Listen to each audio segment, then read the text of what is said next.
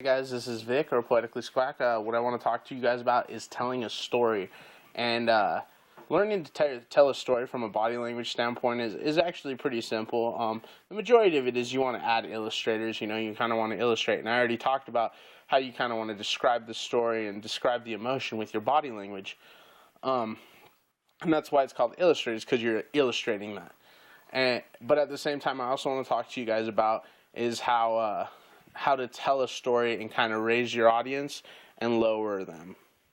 And it sounds funny, but just doing those two things, which is raising your hands and lowering your hands, can actually take the group on a little trip. And one person I want to mention is Obama, and Obama is really tremendous when it comes to using his body language. I don't know if he does it on purpose or if it's designed, but I will say that whatever it is, it works very well. And the reason is because when he starts his speech, he says, "We have a problem." He grabs on to the podium, which represents you, and he's grabbing you and he's setting you.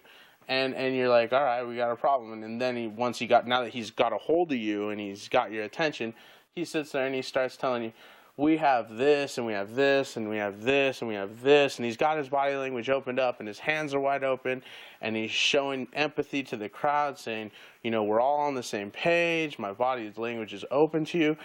And then he tells people, so we need change, and then he raises his hands, and then he lowers them back down, and he starts going over the issues. But what happens is, as he's moving his hands up and lowering down, he's taking you on an emotional roller coaster, and so he just keeps doing this up and down, and it seems like such a small ordeal, but when he raises his hands at the end of a statement, it doesn't seem like a big ordeal, but it raises your energy, and when your energy is raised and you don't realize at a subconscious level that he's raising it, you just think that you like him because he makes you feel better. I'm not saying that you don't like him and he doesn't make you feel better. I'm illustrating that that's how simple body language is when you tell a story, use your hands to not only illustrate the story, but use your hands to build them up and break them down. And when you can design a story where your hands tell the story and then you push them up and down and up and down and up and down, you'll be the guy with the most charisma, and you'll have people actually, hanging on your words, and it's actually a really cool experience when you can talk to a crowd and you can raise them up and lower them down and raise them up and lower them down. I've come across a lot of people who actually talk for a living that can't raise them the way I do, and that's just because I've studied body language so intensely and I understand it. So one thing I want you guys to start working into your equation is when you're talking to somebody, don't be scared to start using your hands a little and start raising them up and then kind of lowering them down and just test it.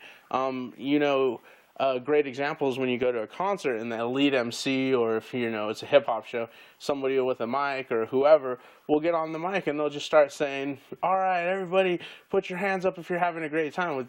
What you don't realize, as soon as you put your hands up, you start having a great time. And them putting their hands up raises you up, and it works really well. And I highly recommend you bring it into your storytelling abilities along with those illustrators. If you guys got any questions, go ahead and let me know. This is Victor or Poeticlyskuac signing out. Peace.